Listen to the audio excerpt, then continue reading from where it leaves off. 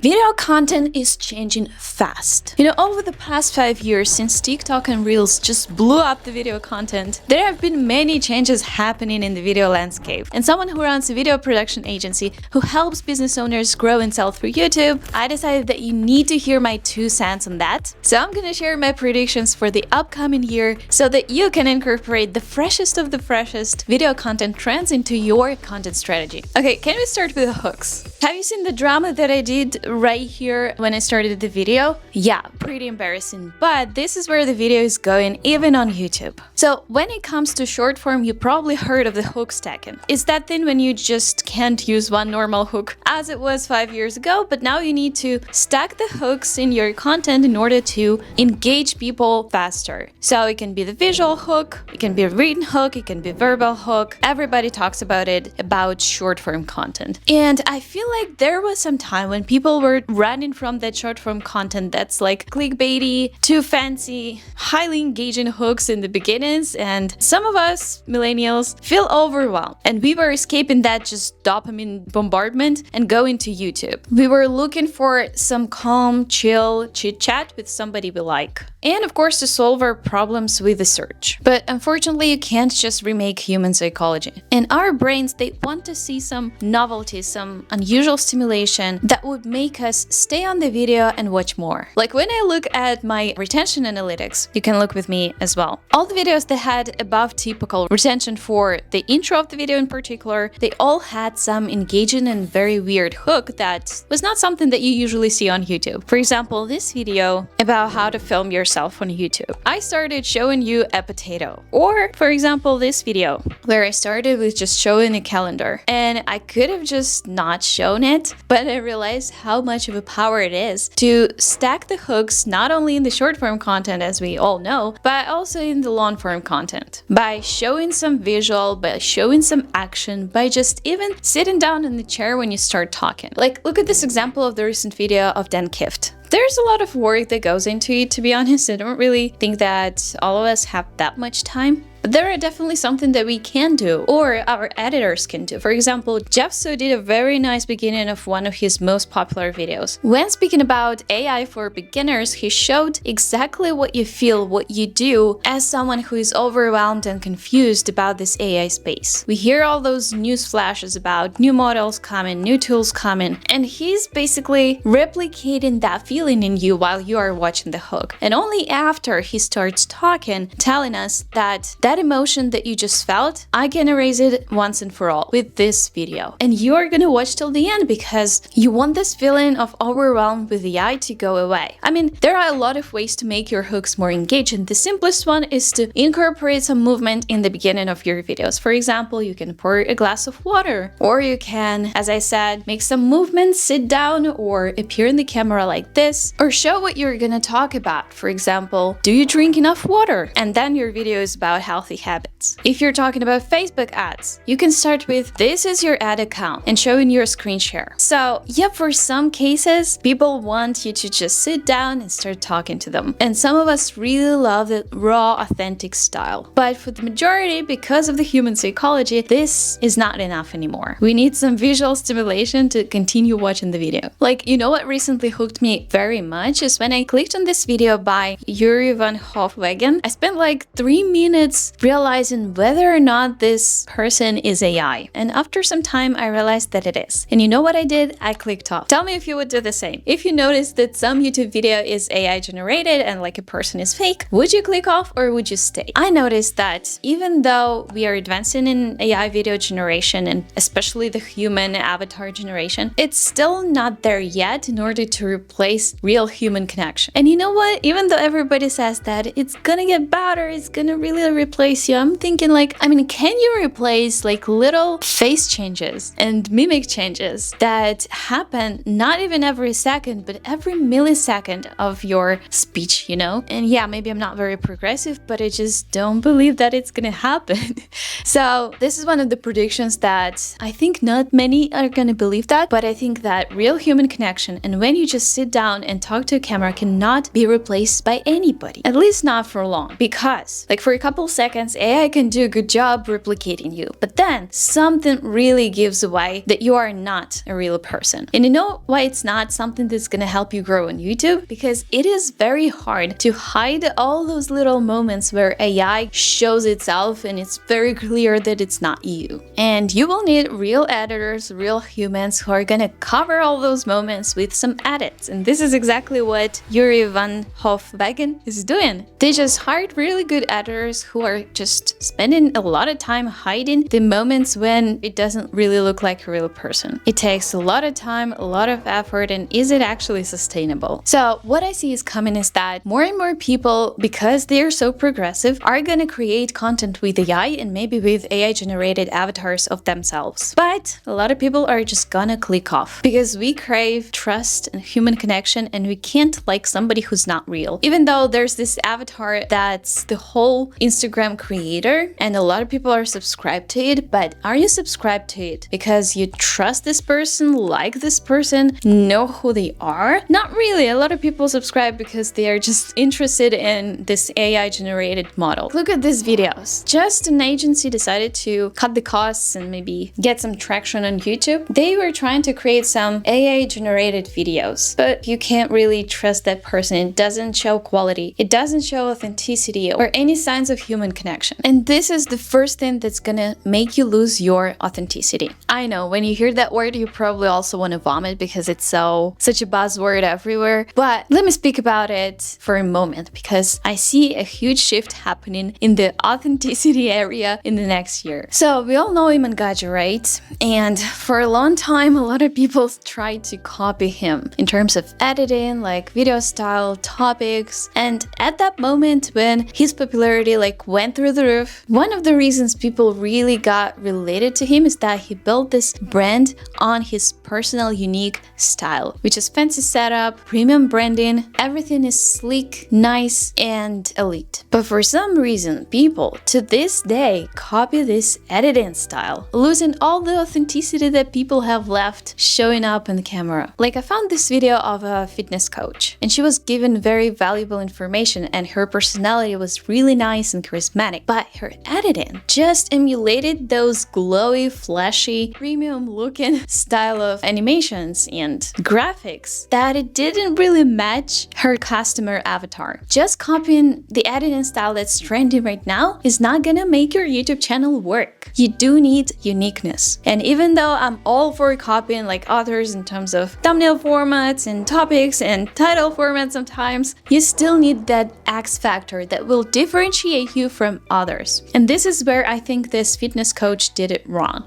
Her customer avatar is females around a certain age who want to stay fit, who want to lose weight, and this sleek, fancy editing style is just not tailored to somebody who would watch it. Just because Iman Gadzhi does it or it's trendy editing style, it doesn't mean that you need to use it. And people probably sense that because I see that people like Charlie Morgan, William Brown become so popular without any editing at all. Yeah, that's phenomenal, and I see where it's coming from. Remember, I was talking about the hooks, and the hook is good if it breaks the pattern, if it shows something that people don't usually see. The thing without Charlie Morgan and William Brown is that you don't usually see unedited videos, and this became their hook. I know it's all over the place and sometimes it contradicts itself. The point is, you need to be you. And the unique works and styles and speech and charisma and frameworks type of thinking that belong only to you will be something that would attract your ideal clients. I'm not saying that you now need to ditch all the editing and become Charlie Morgan, because a lot of people tried, a lot of people failed. Like this channel, Leon King. Even though the information is valuable, even topics are not bad, but the packaging is not good and the whole channel just stopped growing. Even though they had some good traction in the beginning. Copy what works, find patterns, replicate those patterns, but keep something that's unique to you, because this is what people will remember and start binge watching your video if you can repeat your uniqueness from video to video. And this is why the consistent experience in video content now makes or breaks your brand. Now, what does consistent experience actually mean? Let's say you have a wife and you see her every morning, you see her every night, you go to bed with her,